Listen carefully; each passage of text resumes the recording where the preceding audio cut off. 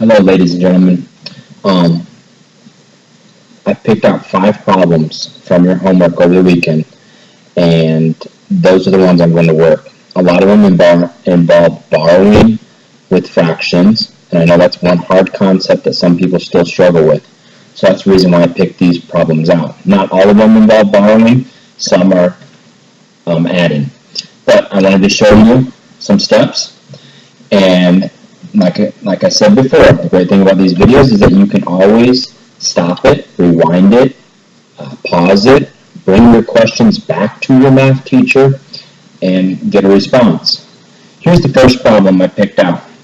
13 2/9 minus 1 5/6. I don't have to do any keep, flip, change because 13 minus 1 is okay. But I need to find a common denominator. So my common denominator will be 18. I'm going to multiply times 2 times 2 times 3 times 3. In case you forgot how I found a common denominator, I count 9, 18, 6, 12, 18. That's how I get my common denominator. So I'm going to change it. 13 and 4/18 minus 1 and 15/18. Now, I'm going to ignore the whole numbers for right now. I'm going to try to subtract the fractions. I notice I can't do 4 minus 15, so I'm going to have to borrow from the 13. When I borrow from the 13, it becomes a 12. And what am I borrowing? I'm borrowing one whole. That means I'm borrowing one whole number from the 13. So I'm going to make that into one whole. I'm borrowing that 1, and inside that 1 is 18/18. One common question that I've had is, Mr. Al, how did you know to use 18? Well, of course, I'm going to keep the same denominator. And don't forget about that 4/18. So I'm going to rewrite it now once again. 12, 18 plus 4 is 22/18. All I did was split my 13 up into 2 parts, a 1 and 12, and then I combined the 2 parts as a fraction and made it 22/18.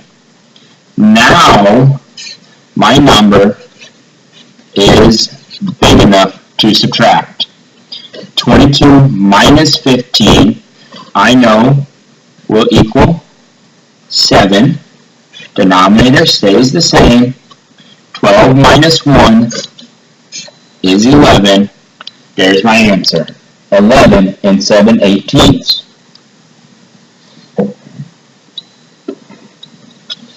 If you have any questions or you need to see this video again, stop it, rewind it. The confusing step is this right here, borrowing from the 13, making it a 12, and then that becomes 22/18. New problem.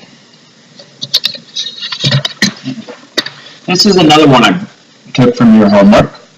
-3 plus 1/2. Now, in first regards, it looks really easy, but we look at the signs. Same signs add and keep, different signs subtract.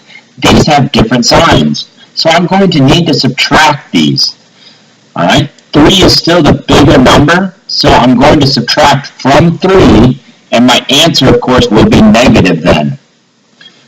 I can't subtract anything from 3 because there's no fraction to subtract. I don't have a common denominator. We all know we need to have a common denominator. Since I don't have a common denominator, there's 2 ways to go about this. The one way is to picture there's a 0 over a 2 next to the 3. Just like with decimals, we don't always see the zeros next to the whole numbers. That's 0 over 2, and I use 2 because my common denominator. I can't do 0 minus 1, so I'm going to borrow from the 3, make the 3 into a 2, and 2 over 2. 2 and 2 over 2 is equal to 3. I don't need to worry about the 0 up here anymore, so I'm going to add my 1/2. Now, I told you, it's subtracting. Same signs add and keep, different signs subtract. 2 over 2 minus 1/2 is 1/2, and I bring my negative 2 over. Okay? This brings me half of a number closer to 0. Negative 2.5 plus 1. Now to check that, I do the opposite. Negative 2.5 minus 1/2. Instead of adding 1/2, I should get the answer of negative 3. Keep, flip, change. That becomes a positive, that becomes a negative. Negative 2.5 plus 1/2. 1/2 plus 1/2 is 2 halves. And I still have my negative 2. Same signs, add and keep. This reduces or simplifies to 3. Now, I did say that there's another way. Whenever you have a whole number, you can make it into an improper fraction. Negative 3 over 1 plus 1/2. Of course, then you need to change this to have a common denominator and then add like normal. Alright, I'm going to go through a couple of these a little more quickly now because we're getting close to our time limit. 15 and 1/4 minus 4 and 3/5. I know my common denominator is 20, so I'm going to multiply times 5, times 5, times 4, times 4. So I have 15 and 5/20 minus 4 and 12/20. I can't subtract 5 minus 12, so I have to borrow from the 15, make it into a 14, and I'm borrowing 20/20 because that's equal to 1 whole. Don't forget about our 5/20. We then combine the two fractions, and we will make 14 and 25/20 minus 4 and 12/20. Now I can subtract 25 minus 12 is 13. Denominator stays at 20. 14 minus 4 is 10. And since it was 15 minus 4 at the beginning, there's no KFC, there's no match, there's no negatives. We just do it like normal. Once again, if you need to stop and rewind this video, you can do so now. The next one, negative 5 and 2/3 plus 10. Alright guys, we have a negative plus a positive. Same signs add and keep, different signs subtract. These have different signs, so I'm going to subtract. The bigger value is the 10. 10 has the larger absolute value. So really, the problem I'm doing here is 10 minus 5 and 2/3. Similar to a problem a time ago, this has a 0/3 next to it. I can't do 0 minus 2, so I'm going to borrow. I'm going to make it 9 and 3/3, because that is equal to 10, minus 5 and 2/3. Now I can subtract 3 minus 2 is 1/3. Denominator stays the same. 9 minus 5 is 4. So we got 4 and 1/3.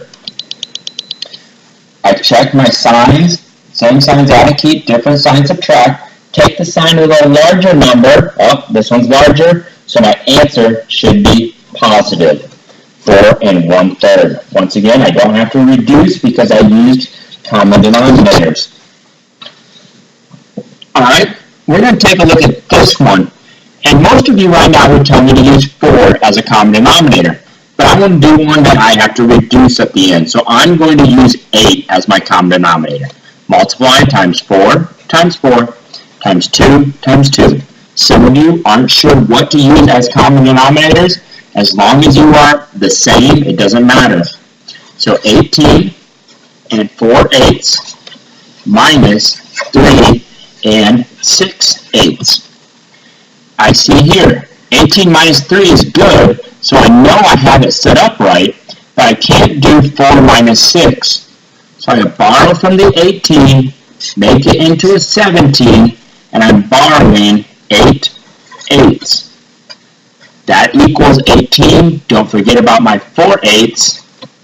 So I now have 17 and 12/8 minus 3 and 6/8. Now I can subtract. 12 minus 6 is 6. Keep the same denominator. 17 minus 3 is 14. So I got 14 and 6/8.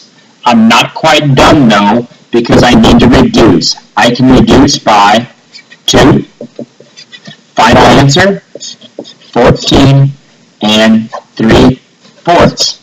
Once again, I go back and I look at my original problem. 18 minus 3, since it was 18 minus 3, I don't need to do KFC. I can subtract like normal. All I had to do was make sure I borrow.